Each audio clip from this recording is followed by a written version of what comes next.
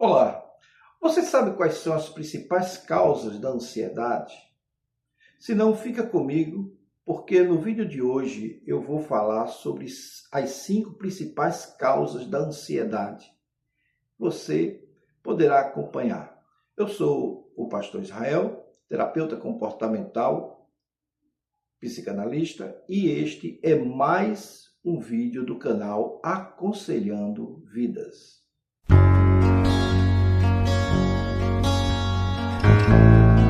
A ansiedade é uma das experiências emocionais mais comuns na vida humana, porque ela age em níveis que são adequados, né, dentro daquela perspectiva de função adaptativa, funcionando como um sistema de alerta que prepara você para enfrentar alguma dificuldade, ou seja, prepara o seu organismo para que você possa lidar com essas ameaças.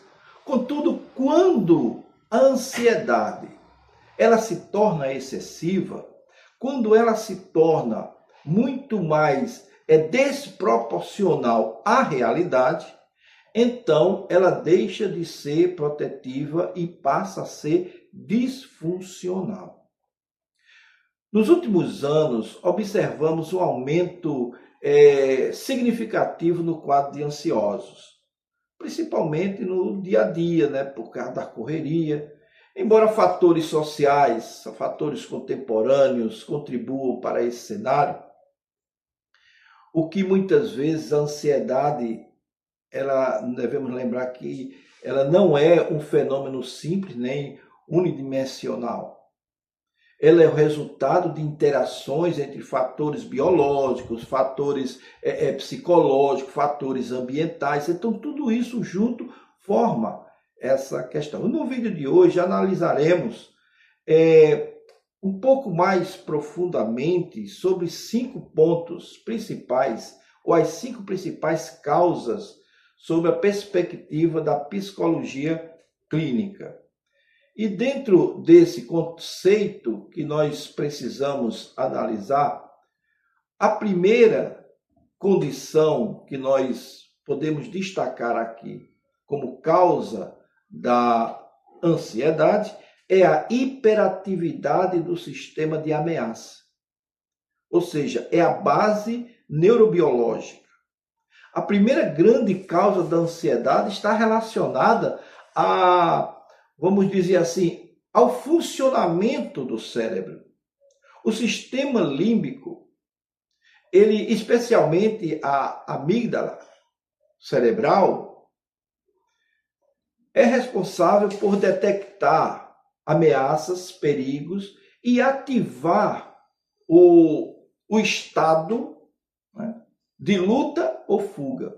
Quando esse sistema está hiperativado, então o indivíduo passa a perceber ameaça onde não há um risco real, porque ele está hiperativado. Então, como isso acontece? Primeiro, quando nós vemos nas experiências contidas dentro desse contexto, são as predisposições genéticas. Também temos as experiências traumáticas, precoces, exposição prolongada a um nível de estresse, sofrimento, principalmente quem convive com um narcisista, não é? Que nós já temos vídeo aqui falando sobre esse pessoal. E temos também modelos parentais ansiosos. Pessoas com sistema de ameaça sensível interpretam situações neutras como perigosas. E isso não é bom, porque ela faz com que um simples atraso numa resposta pode ser entendido como uma rejeição. Ou uma reunião pode ser interpretada como um julgamento iminente. Essa hiperativação gera sintomas físicos. E quais são esses sintomas físicos? Geralmente são taquicardia, sudorese, tensão muscular, são respiração curta, sensação de descontrole. É importante entender que nesses casos, principalmente para pessoas mais sensíveis, a ansiedade não começa no pensamento, mas na resposta automática do corpo. O cérebro dispara um alarme antes da razão avaliar se aquilo é perigoso ou não. Antes dele analisar a situação, ele já lança uma resposta. Quando o corpo vive em constante estado de alerta, o indivíduo começa a temer a própria ansiedade, desenvolvendo o que nós chamamos de ansiedade da ansiedade. A segunda causa são os padrões de pensamento disfuncionais, ou seja, são aquelas distorções cognitivas. A terapia cognitivo-comportamental, que muitas vezes é usado, demonstra que não são fatos em si que produzem o sofrimento, mas é a interpretação que fazemos dela ou deles. Entre os padrões cognitivos mais associados à ansiedade estão, muitas vezes, a catastrofização, ou seja, imaginar que tudo vai ficar pior, que todo o cenário vai piorar, e se eu errar, tudo vai dar errado, e aquele tipo de leitura mental que você faz em acreditar que sabe que os outros estão pensando, de você achar que eles vão lhe achar uma pessoa incompetente. Ou uma outra condição é a supergeneralização. Eu tenho alguma dificuldade com essas palavras maiores, mas nada que não possamos resolver. Então, o que é isso? Um erro vira regra permanente. Quando ele diz, falhei uma vez, então eu vou falhar todo tempo. Toda vez que eu for tentar, eu vou falhar. Esse pensamento do tudo ou nada é importante também frisar, porque ou você faz a coisa perfeita, ou é fracasso total. Isso não é vida. A pessoa que vive com essa condição não está vivendo verdadeiramente. Mas aí tem esses padrões que geram uma antecipação constante de desastre. A mente começa a viver o futuro, a mente começa a tentar controlar variáveis, muitas vezes impossíveis.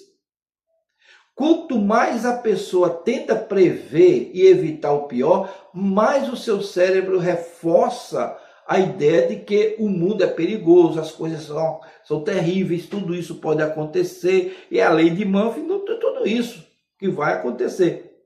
E o resultado é um ciclo de pensamento distorcido, emoções ansiosas, comportamento evitativo e reforço da crença de perigo. A terceira causa é a experiência traumática ou memórias não processadas. Que é importante você conhecer isso também. Traumas não resolvidos são uma das causas mais profundas de ansiedade crônica. O trauma não é apenas um evento grave que pode ter acontecido, não. Pode ser um abandono emocional na infância, pode ser uma humilhação repetida, pode ser uma rejeição afetiva que você sente que haja, ou um ambiente familiar imprevisível, ou mesmo uma violência verbal constante que você tenha ouvido tanto dos seus parentes, dos seus entes queridos, dos seus pais responsáveis, ou mesmo dos seus patrões, líderes. Quando uma experiência é emocionalmente intensa, não é devidamente processada, ela começa a ficar registrada no sistema nervoso como uma memória de ameaça. o cérebro passa a operar com a seguinte lógica. Preste atenção, porque isso é importante. Dentro dessa lógica, ele diz, isso já aconteceu antes, pode acontecer novamente. Mesmo que o contexto atual seja diferente, mas aquela memória passada, aquele registro que está lá no seu subconsciente, é como se ele estivesse revivendo toda aquela experiência no presente. E isso explica a ansiedade social de quem já sofreu bullying. Isso explica muitas vezes o medo do abandono em quem já foi rejeitado, em quem viveu uma rejeição. Isso explica a hipervigilância em quem cresceu em um ambiente instável. Em muitos casos, a pessoa não associa a sua ansiedade atual à experiência presente, mas sempre a uma experiência passada. Mas o corpo se lembra. O corpo lembra daquelas experiências. E a ansiedade torna-se, então, um mecanismo de proteção aprendido. A quarta causa é a necessidade excessiva de controle, ou o que nós conhecemos como perfeccionismo. A pessoa diz, eu não posso errar, preciso agradar a todos, meu valor depende do meu desempenho, se eu perder o controle, algo ruim vai acontecer. Então o problema é que a vida, queridos, ela é imprevisível. Nós não sabemos o que vai acontecer amanhã, mas quanto maior a tentativa de controlar essa realidade, mais a pessoa se sente ansiosa e rejeitada. Esse perfeccionismo gera procrastinação por medo de falhar, autocrítica intensa, comparação constante que você vai ter e essa condição de insatisfação crônica sempre. O indivíduo nunca descansa emocionalmente. Está sempre alerta, sempre alerta. Parece aquela pessoa que não para descansar. Você conhece gente assim? Eu conheço várias. Então, esse tipo de gente, não que ela não é mal em si, mas elas sofrem demais. E talvez você esteja passando por essa experiência. A ansiedade, nesse caso, ela funciona como combustível de performance, mas num custo muito alto que vale a saúde mental. O quinto ou a quinta causa é a sobrecarga emocional no estilo de vida desregulado. Eu vou explicar isso aqui com bastante clareza. Vivemos em uma cultura marcada de excesso de informações, ou excesso de informação, um estímulo constante, uma pressão por produtividade. Nós vivemos em conectividade ininterrupta, ou seja, você está trabalhando no computador do seu trabalho, chega em casa, você nem descansa, já liga o seu iPhone, já está trabalhando também em casa. É aquela loucura. Fora a comparação social que você faz nas redes sociais, você olha pessoas vivendo uma vida melhor do que a sua e você começa a dizer, por que aquela pessoa tem a minha idade e alcançou isso e eu não alcancei? Quantos não estão vivendo isso hoje, queridos?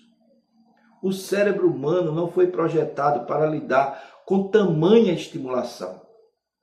Além disso, fatores como privação do sono, preste atenção nisso, que tem muita gente que está trabalhando até tarde e pode estar sentindo isso na sua pele.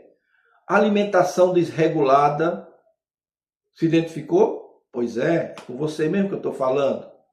Sedentarismo, esse eu já passei por esse, às vezes eu passo. Eu detesto fazer exercício, mas eu tenho que fazer, né? Um dia eu vou. A falta de pausa no seu trabalho, precisa tomar cuidado com isso. A ausência de vínculos profundos. Hoje nós vivemos num mundo que ninguém tem amizade mais com ninguém, já notou? As pessoas parecem que só têm conhecidos, amigos mesmo não têm. Ou por medo, ou por falha, ou porque não quer se expor. ou porque o mundo está perigoso e a gente não sabe com quem lida, não é? Então tudo isso contribui para a desregulação do sistema nervoso. Quando o corpo não tem tempo de se recuperar, quando o corpo não tem tempo de restaurar sua condição normal, ele permanece em estado de alerta. Muitas vezes a ansiedade não é apenas psicológica, é até fisiológica. Um organismo exausto produz mais cortisol. E esse elemento reduz a tolerância ao estresse, aumenta a reatividade emocional, e tudo isso causa uma ansiedade crônica na pessoa. A interação entre as causas, eu quero trazer isso aqui, é muito importante que a gente analise. É fundamental compreender que essas causas raramente aparecem isoladas. Um exemplo comum é a predisposição biológica, ou a infância com crítica constante, ou desenvolvimento de perfeccionismo, ou estilo de vida sobrecarregado. Tudo isso forma uma rede interligada e que leva à ansiedade. Portanto, não é uma fraqueza, é resultado de múltiplos fatores que se retroalimentam. Quando a ansiedade se torna transtorno? Quando ela é intensa e persistente, quando ela interfere na vida social ou profissional sua, quando ela gera sofrimentos significativos, leva à evitação constante, faz com que você sinta ou produza sintomas físicos frequentes. Os principais transtornos ansiosos incluem transtorno de ansiedade generalizada, transtorno do pânico, fobia social, que a gente muitas vezes carinhosamente chama, você é antissocial. Não, às vezes é fobia social. Fobias específicas, a pessoa acorda de sobressalto, tendo pesadelo constante, tem medo de elevador, tem medo de altura, tem medo disso, tem medo daquilo, tem medo de mosquito, de aranha, de tudo. O diagnóstico adequado para ser feito tem que ser procurado um profissional. Então, a nossa dica aqui do nosso canal é: procure um profissional da área de saúde mental, um psicólogo, um psicanalista, um psiquiatra, porque se precisar de medicamento, o psiquiatra vai receitar, e tudo isso você pode cuidar. Só não pode ficar passando por todas essas experiências e não procurar ajuda, tá certo? Então, se esse vídeo te ajudou de alguma forma, se você aprendeu um pouco mais dessas 5 causas da ansiedade, eu quero convidar você a se inscrever no nosso canal, a dar o joinha. Se você gostou, você dá o joinha. Se não gostou, você também não dá o joinha, mas dá o dislike, e tá tudo certo. O importante é que a mensagem está sendo passada para você. Mostre para pessoas, para amigos, não é? Nós somos simples, um canal simples, mas queremos trazer para você algo precioso para a tua vida, para o teu crescimento e o teu desenvolvimento pessoal, tá certo? Fica com Deus e até o próximo vídeo.